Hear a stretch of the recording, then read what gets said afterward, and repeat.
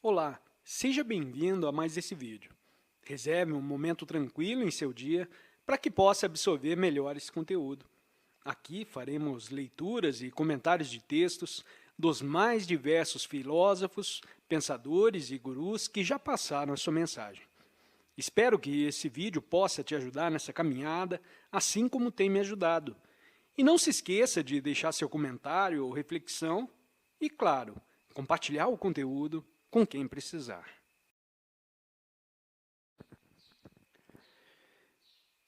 Começamos esse livro com a afirmação de que a ciência e a filosofia científica não dão base para a crença religiosa. Não elaboramos a ideia, mas ela foi tomada como ponto de partida.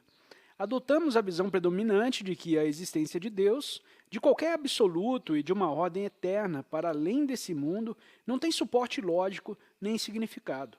Aceitamos a noção de que tais ideias não têm valor para previsões científicas e que todos os eventos conhecidos podem ser explicados de forma mais simples sem elas.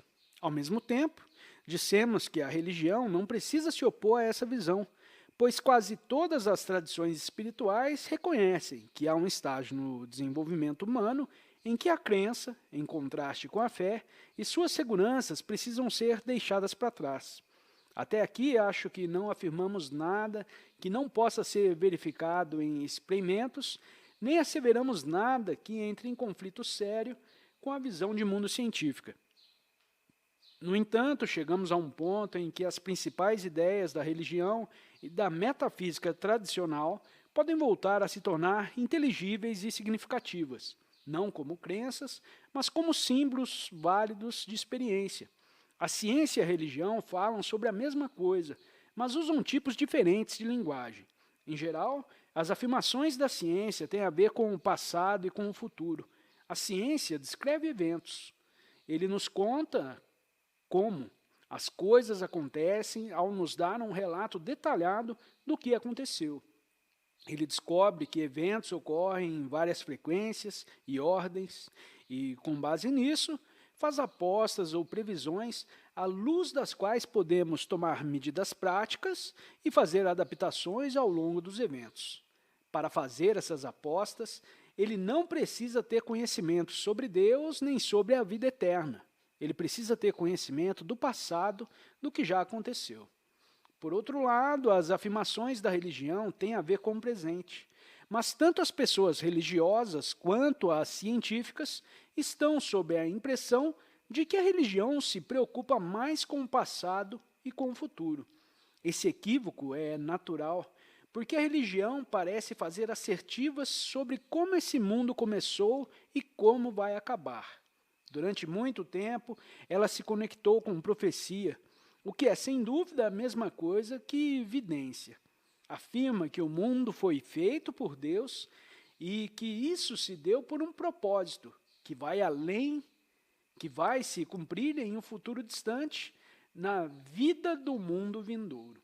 Insiste, além disso, que o ser humano tem uma alma imortal e profetiza que ela vai sobreviver à morte física e viver perpetuamente.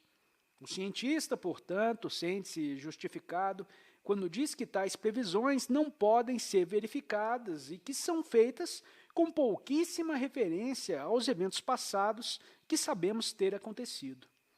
Quando tenta descobrir as bases sobre as quais essas previsões são feitas, ele descobre que são mais emocionais que racionais. Gente religiosa espera ou acredita que essas coisas sejam verdade. Não obstante, na história de toda religião importante, há quem tenha entendido as ideias e afirmações religiosas de forma bem diferente. No conjunto, isso é mais verdadeiro no que diz respeito ao Oriente que ao Ocidente. Embora a história do cristianismo contenha uma longa lista de homens e mulheres que poderiam ter falado de igual para igual com os hindus ortodoxos e budistas. Desse ponto de vista diferente, e acreditamos mais profundo, a religião não é um sistema de previsões. Suas doutrinas não têm a ver com o futuro e com o perpétuo, mas com o presente e com o eterno.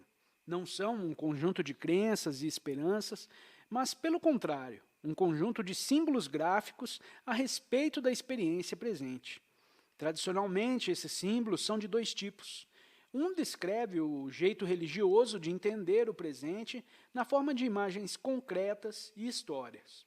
O outro o descreve em linguagem abstrata e negativa, muito semelhante à linguagem da filosofia acadêmica.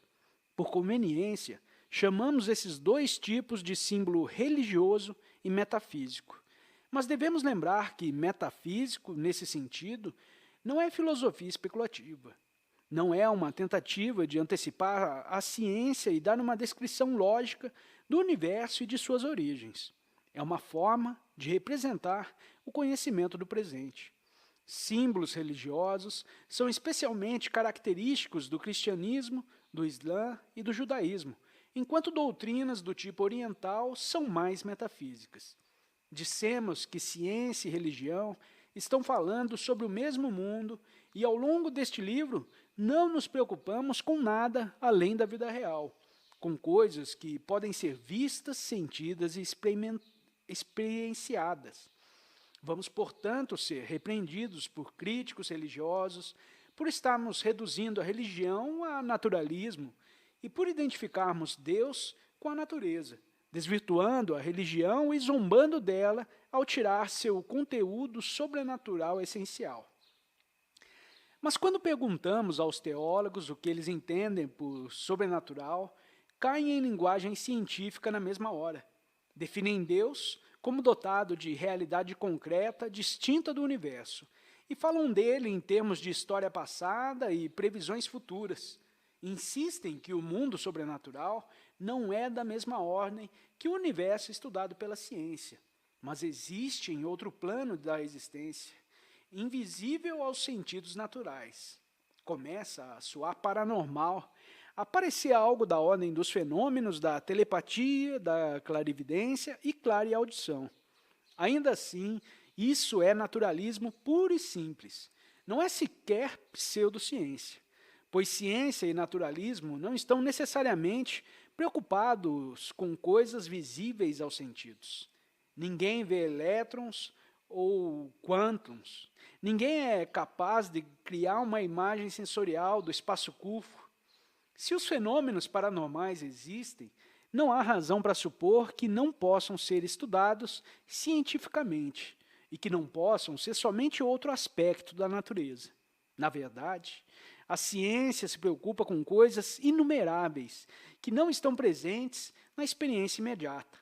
Por exemplo, todo o passado, o processo da gravidade, a natureza do tempo e quanto pesam os planetas e as estrelas. Essas coisas invisíveis são deduzidas pela lógica através da experiência imediata. São hipóteses que parecem dar uma explicação razoável para eventos observados. O Deus teológico é exatamente a mesma coisa, uma hipótese correspondente a todas as experiências.